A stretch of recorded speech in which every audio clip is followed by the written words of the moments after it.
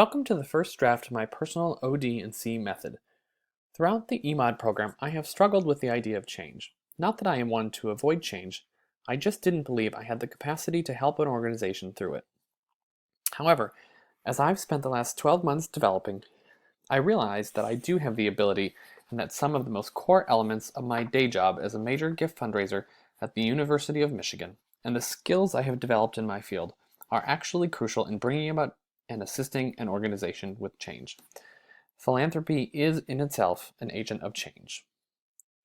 The change method that I began last year was organized around the idea of appreciative inquiry plus the plan. I believed that using the positive approach of AI plus the organization of the plan was an effective change method. As I've continued to develop and think about my method, I need to further define how I view change and how my method can be used. With my experience in philanthropy and the belief in the power of human communication to bring about change, I am calling my method strategic relationship building. The foundation of each and every organization is the humans within. No matter the size, an organization relies on its people to carry out the mission. Corporations, nonprofits, and even families are organizations made up of unique individuals with unique skills and talents. Within the organization, the people are connected through communication.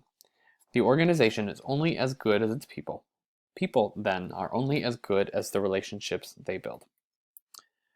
The people of the organization aren't perfect. Conflicts and challenges are a daily occurrence, and the success of the organization depends on the clear navigation of these issues. Communication among the individuals in an organization carries it forward.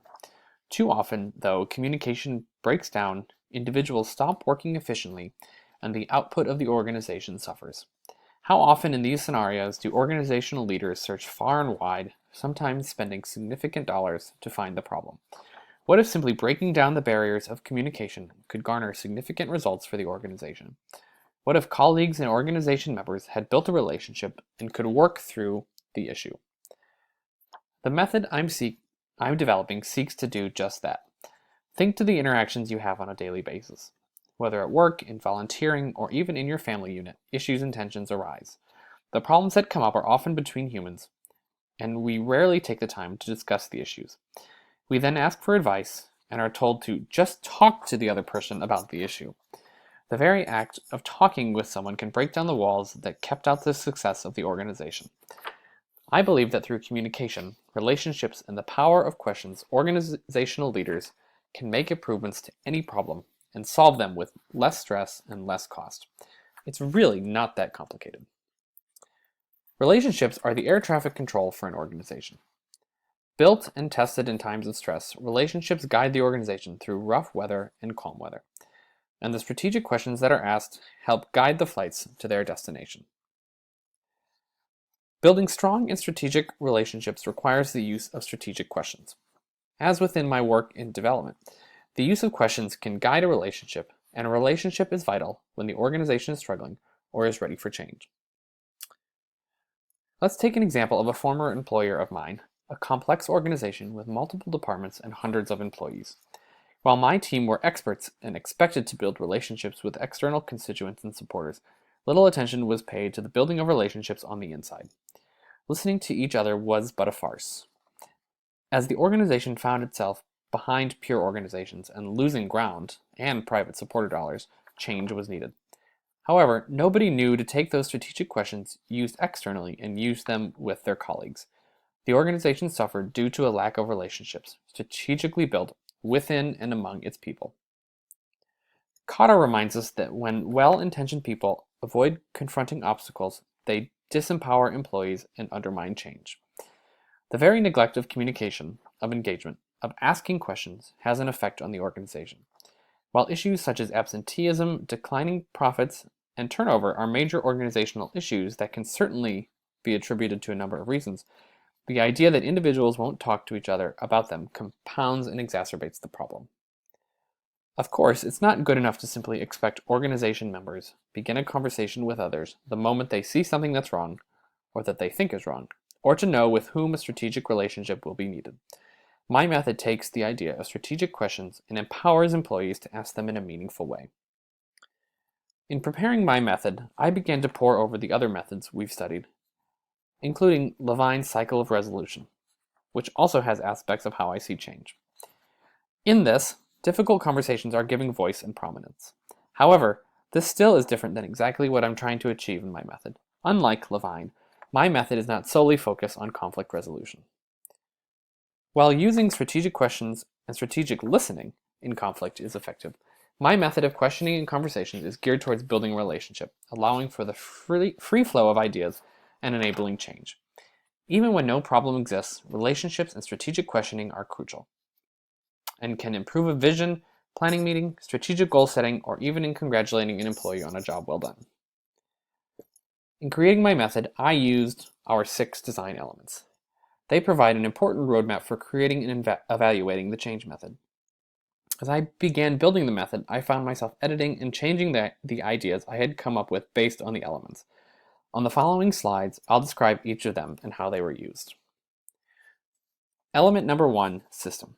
My method is best applied when an organization reaches a crossroads, either a negative or a positive situation when change needs to occur.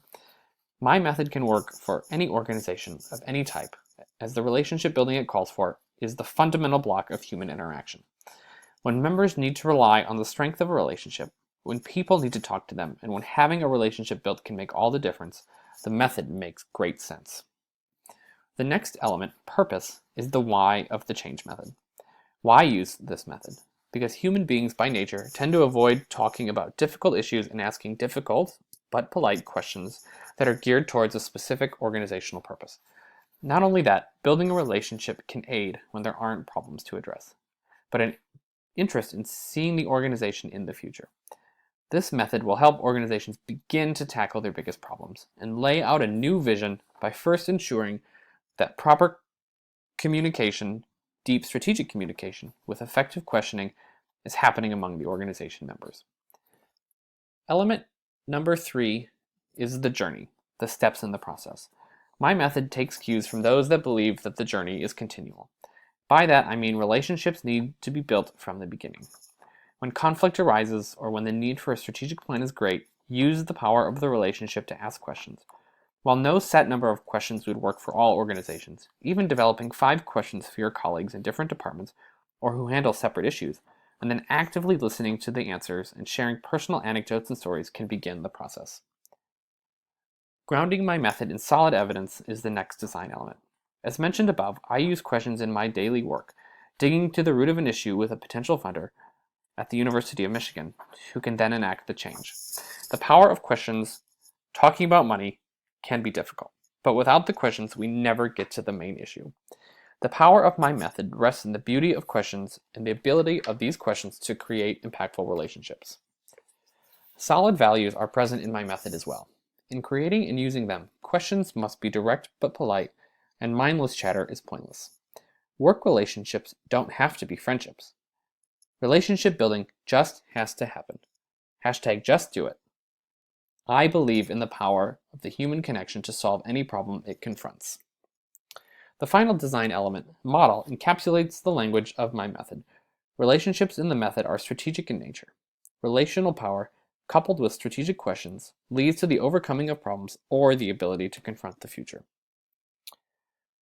In our world today, there is no shortage of consultants or services talking about relationship building and offering ways to improve this. The method I have under development seeks to propel our organizations forward and assisting in overcoming barriers by asking strategic questions and listening. This method will help our organizations help themselves. Thank you for joining me on this first draft.